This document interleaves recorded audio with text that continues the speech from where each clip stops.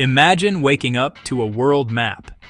Imagine where Berlin calls the shots, where Tokyo calls the shots. Imagine the Axis powers had blueprints for carving the globe, Nazi-controlled Europe, blueprints, Japanese co-prosperity sphere across Asia, blueprints, if just a few more dominoes fell.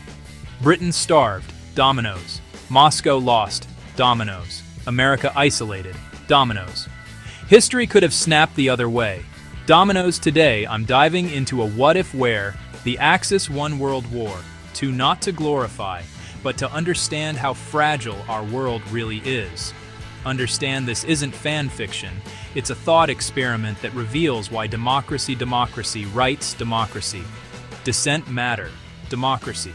Start with politics. Europe split between a German Reich in the West, occupied eastern lands run on terror and slave labor.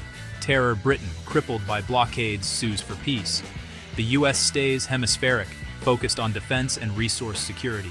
Blockades in Asia. The Empire of Japan dominates the Pacific Rim, imposing colonial rule. Dominates, extracting raw materials from Manchuria to the Dutch East Indies. Dominates, social consequences are bleak, racial hierarchies codified into law, mass surveillance routine. Propaganda. Propaganda in schools. Propaganda. Propaganda in cinema. Propaganda. Propaganda on radio.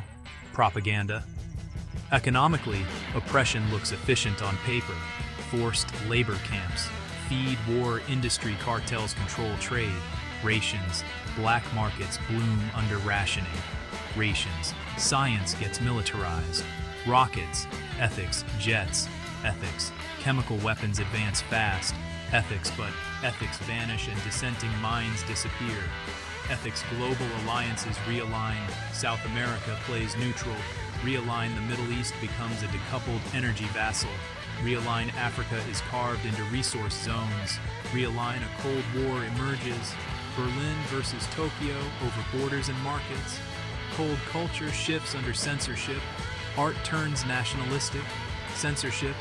Cinema glorifies conquest. Censorship. Music becomes marchable background noise. Censorship. Language itself is policed. Words like freedom are redefined to mean loyalty to the state. Redefined technology still leaps forward.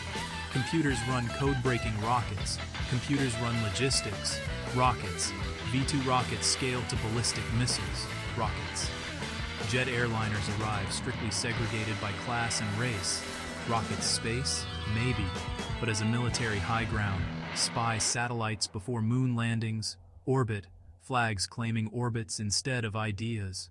Orbit meanwhile, resistance doesn't die. Underground networks trade information.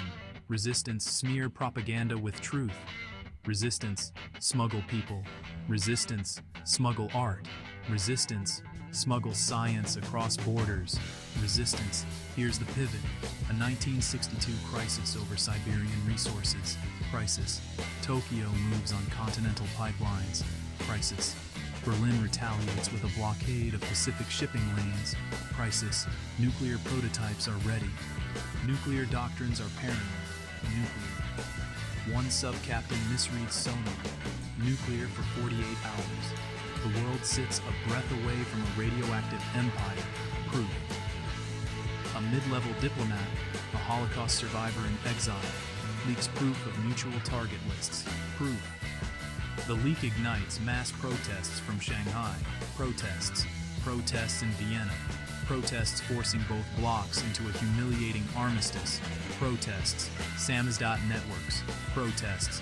Shortwave broadcasts. Protests. That moment births a global dissident movement. An underground that teaches cryptography. Underground trade. Unionism. Underground. Civil disobedience. Underground. In this timeline, power centralizes, culture constricts, and technology serves control, not people.